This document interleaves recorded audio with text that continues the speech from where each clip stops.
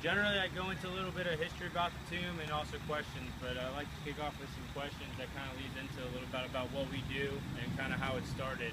So if you all have any questions, go ahead and ask. If not, I can go straight into a little bit of a brief history about the tomb and kind of how it all began.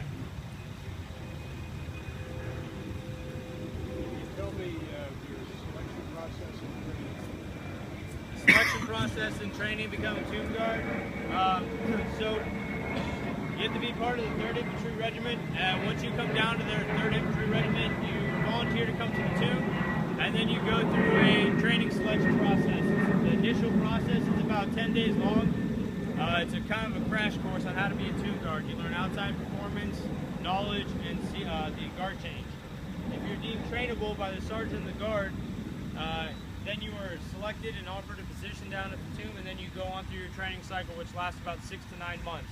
It's 100% self-paced, and then you have 4 additional tests within that training period as well. Each test consists of 3 same categories: uniform, outside performance, and knowledge. By the time you're done with training, you end up having to write out 17 pages of knowledge verbatim about the tomb, military figures buried in Arlington National Cemetery, and the estate as well. And then you get graded on your uniform and outside performance. Our uniforms are a little bit different, or I should say a lot different than regular Army uniforms. They're issued the same, but we just do a lot of different alterations to them. The attrition rate is about 85% to 90%, really depending. That's the average. So about 1 out of every 10 soldiers who come down successfully complete training. Do you know where the body was found?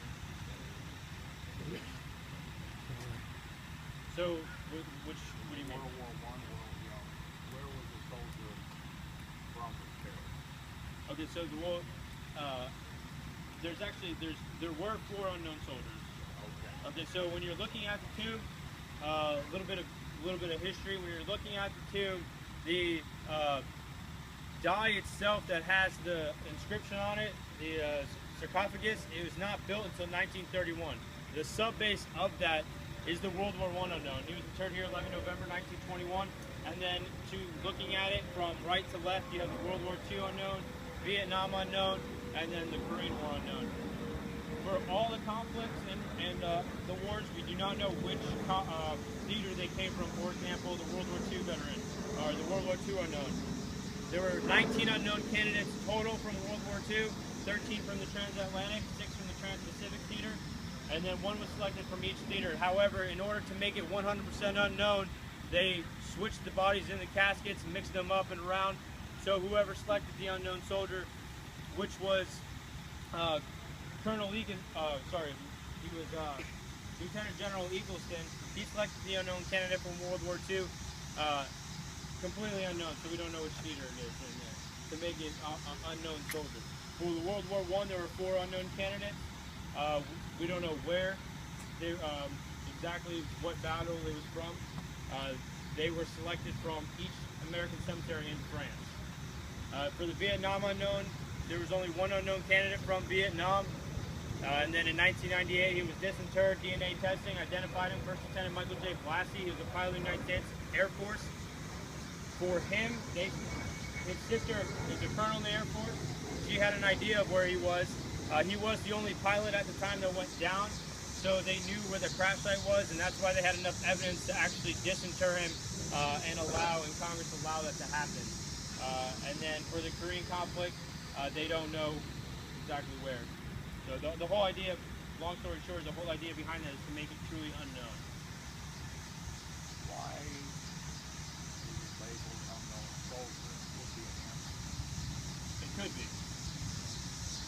But everybody's a soldier, right? No? You could be an airman. First Lieutenant Michael J. Blassie was a pilot, but why don't that's a good question. I've never heard that one. Why don't the different services rotate the guard? So the different services do not rotate the guard because the Army is the oldest Army. It's the oldest unit, and we started it, so we continue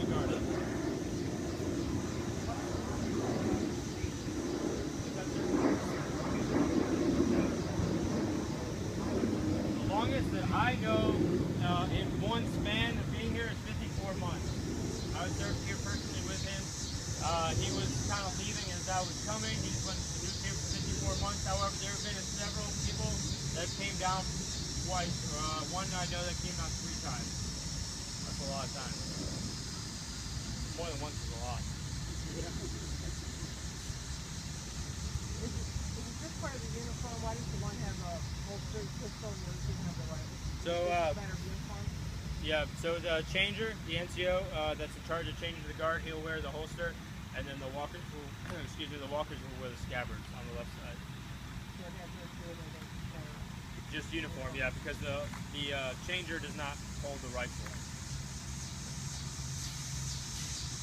I noticed it has an M1. Is that likely to be used that we use from now on? So they actually use the M14.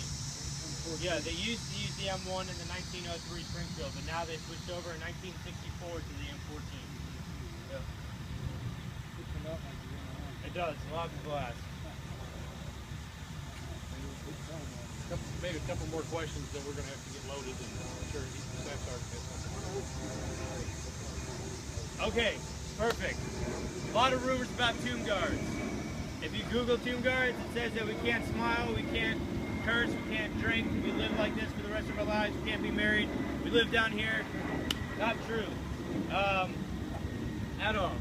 Some of it's true. It comes from training. So if you're over 21, you can drink, of course. I'm a human being, I'm gonna smile. I smile a lot. Married, you can be married. I'm married myself. Living down here, you live down here when you are working. So we work 26-hour shifts. So when we are working, we live down here, and then we go home on our off days. The reason that it says no smiling and watching TV and stuff like that is because when you are in training, in certain areas down in quarters, when you're in training, you can't smile. That's to teach you ceremonial composure when you're outside, and then you can't watch TV while you're working during your shift because you have so much to learn that you can't watch TV. When you pass training, you can sit down, watch TV, shine your shoes, do whatever you want. And then the drinking, our schedule is so strict that we don't have time to go out and drink. But when we do have 4 days off, which we do every 6 days, then the soldiers go out and drink. However, the theory of taking the oath and living up to a different standard is they carry on when we leave. Everything that the soldiers down here do, they do with a lot of pride and a lot of honor and a lot of discipline. So they try to keep that on, basically just like any other military soldier. The guys down here are very honored and humbled to do the mission that they conduct. And so when they leave here, they try to keep that discipline in that that was instilled in them down here. Because the tomb badge is the second least awarded badge in the military. It's also the only badge that can be taken away from you, even when you are a civilian. So they work very hard to earn that badge and to serve for the unknown soldier. So they like to carry that on so they don't ever lose that opportunity. What's the biggest challenge for a new officer? Once you get that on. Making sure he's as perfect as he can be, really. I'd say that's probably the biggest challenge. The graded, judge dirt on. Every day, every guard change is watched. So then they come down, and even badge holders. You know, we're not perfect. Are you a tomb guard? I am.